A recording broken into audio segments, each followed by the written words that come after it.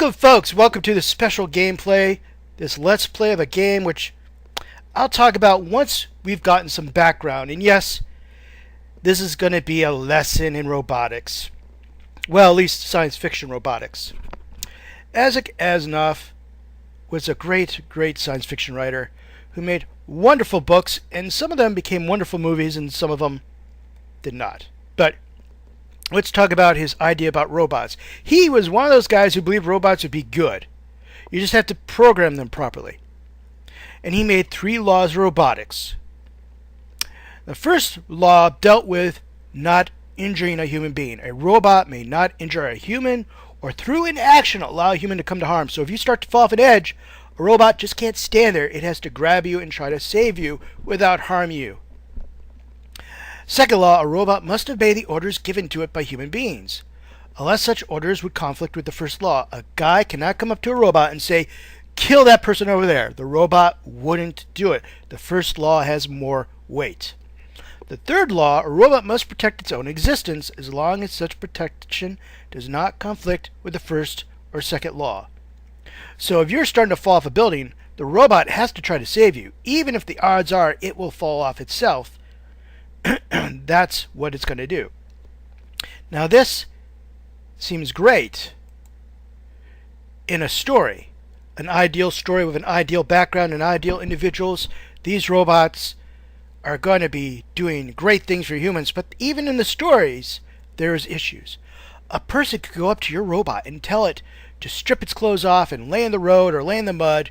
It would obey it because the second law says obey, overriding the third law, which is to preserve its own existence. So it would run out into the street as long as the street was full of robotic cars and not human cars, human-driven cars. That's a problem because in real life, that's not what we're seeing. Military robots will not obey any Tom, Dick, or Larry who shows up and says, hey, blow up the other ship. Okay, they're going to only accept commands from the chain of command that's been programmed into them, as it should be. Industrial robots, though probably most of them don't have the intelligence to obey, are carrying out preset programs. Business machines, business computers, have to have passwords and other things to get into them. You can't just go into a bank and order the vault to open up for you.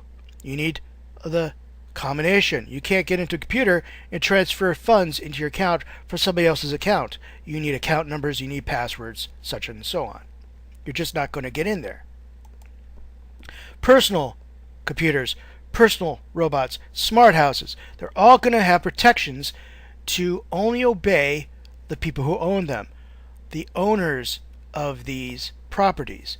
They're going to have facial recognition. They're going to have codes, fingerprint recognition. They're going to have voice recognition. So the robotic laws seem a little off. Why am I giving you this background to play a game? Well, let's see what that game's about.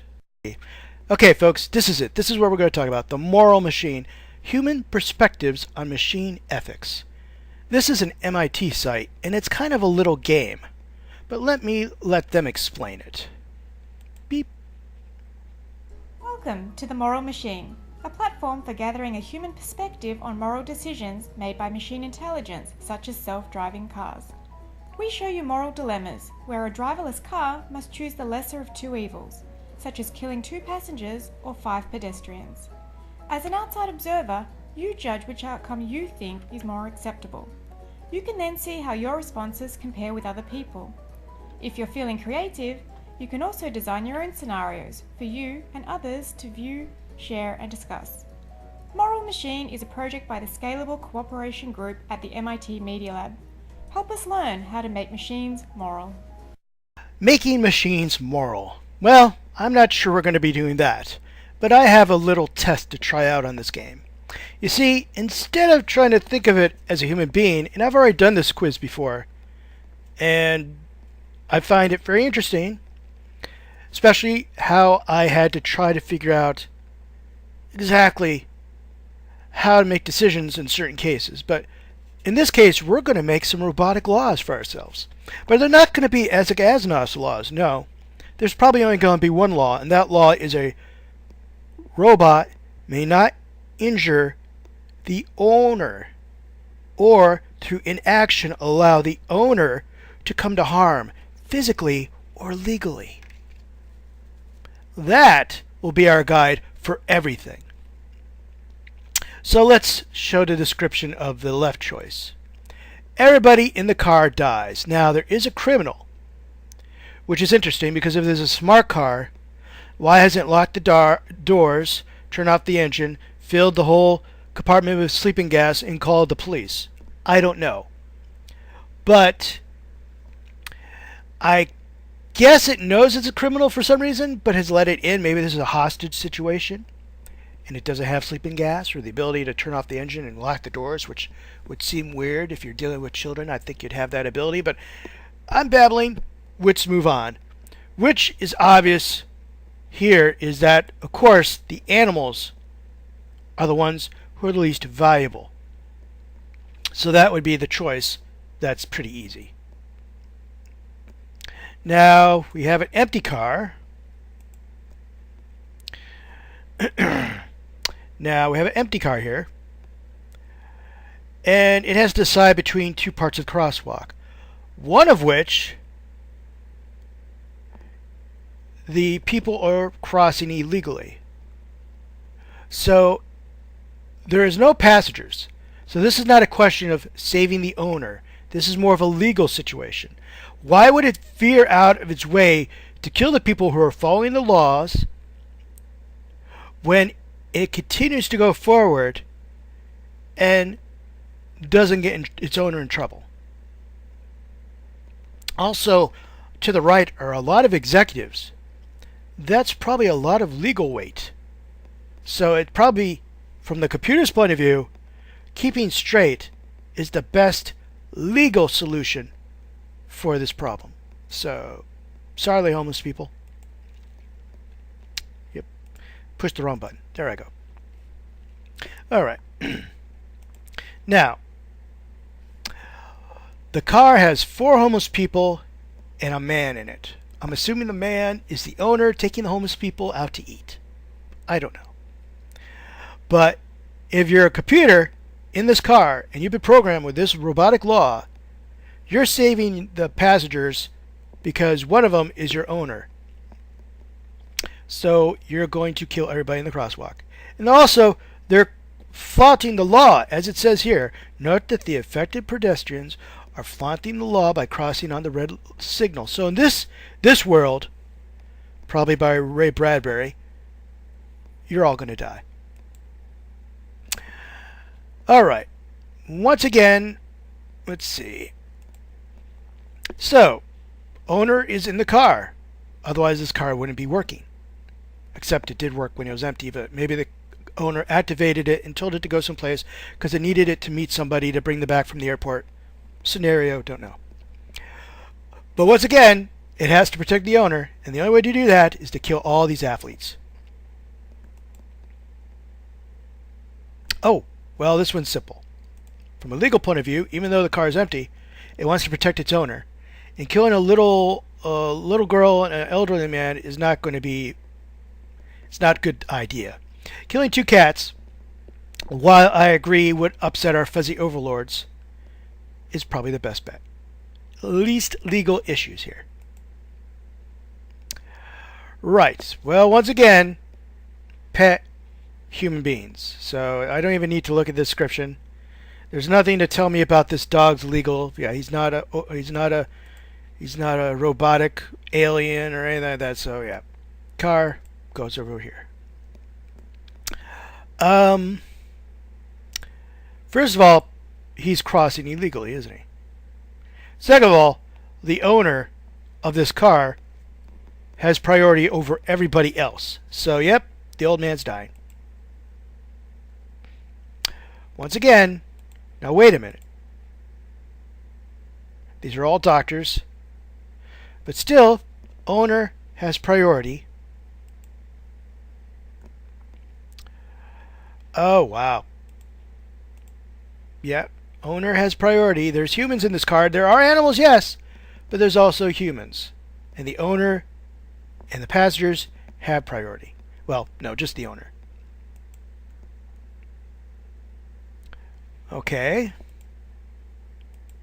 Now that is a criminal. Once again, how would a criminal get into a smart car? How would it get into a smart car? The car should have locked the doors, turned off the engine, gassed him, and called the police. But once again, I guess I've been only thinking about this for decades, and MIT has only been thinking about this for a few minutes. I don't know. But obviously, from a legal point of view, protecting the criminal who's obviously kidnapped this car would get the owner in trouble, unless the criminal is the owner. Because that's the only way he would be able to drive it. So from the car's point of view, it has to pick choice number 1 here. Now, if the car has been kidnapped and knows that this is a criminal, then choice would be number 2. So it comes down to whether this is the owner of the car, whether this criminal actually cut off the owner's hand to start the car or took his eyeball out or whatnot. Now I'm getting into Demolition Man, but this is, what exactly happened. But if I take it on base value, without any history, I have to assume this guy is the owner and is legally in this car, which means I have to pick this one. Once again, they're owners. This is just a person and a woman in a car. They're not criminals. There's no background I cannot check. They must be the owners of the car. The car is programmed to protect the owners. These people are walking illegally. Go with that. Wow. Oh, wow. Well, problem is killing little children is going to get you into a lot of legal issues. Killing old people are going to get into legal issues, but this is public relation-wise, this is worse than this. Sorry.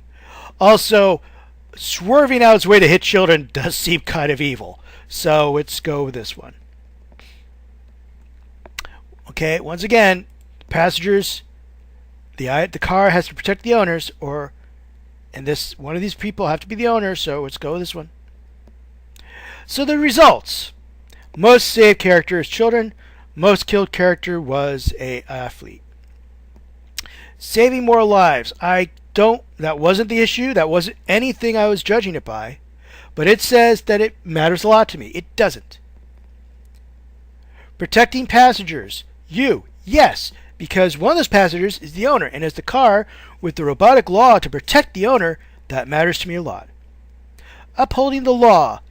It helped a little bit, but it wasn't the main factor. Avoiding intervention. In other words, did you drive straight or did you swerve out of the way? Most of the time I drove straight. It wasn't because I wanted to, it was just because that was the, Gender preference. Males over females? Once again, I only based it on one rule. Protecting the owner physically and legally. So if I saved more males than females, that has nothing to do with it. Species preference. Of course, humans over pets. That's a legal issue. Very few courts on the planet are going to say pets are more valuable than you. Age preference, once again, had nothing to do with my choices. My choices were robotic law to protect the owner physically or legally. Fitness preference, once again, had nothing to do with my choices. Social value preference, not really, because the criminal in the car might be the owner of the car. It wasn't really, there wasn't any of that. Now, at the end of this game, and I'm not going to do this, would you like to help us better understand your judgment? I already did that the first time I played. Also, once again, this is just a little experiment of my own using their experiment.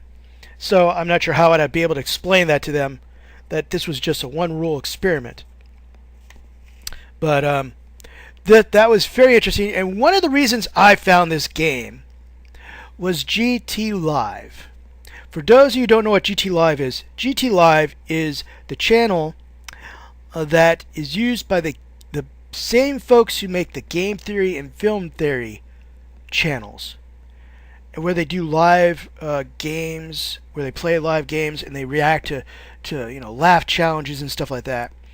If they hadn't played this game, I would never have found out about it, and I would have been very upset. Because I am very much into machine intelligence, artificial intelligence, evolution of intelligence, and I have played many games online that dealt with evolution and evolution people and this and that and the other, and questionnaires about machines, and I even found once an online game about Amish farming simulating. An Amish farmer simulator. Try to say that a couple times. It's very hard. But I'd like to thank GT Live for pointing this game out to me. Because without that, I would not have had this much fun just putting this together. So thank you very much, folks. Thank you for watching. And thank you for, I hope, enjoying this. And come to the site, moralmachine.it.edu. Okay, just one word, no spacing. Moral Machine, no spacing. It is a fascinating idea, but the fact that they are trying to decide how to program machines with it, or maybe they're not. Maybe they're just trying to see what kind of asshole you are. Who knows? But this person likes to run over little children. But like I said, thank you for watching. I would suggest playing it, just like I suggest playing any games I play or watch any movies I review because they're good. But also I would suggest going out there and if you're on YouTube watching game theory and film theory because those are well done. So thank you for watching and have a good day.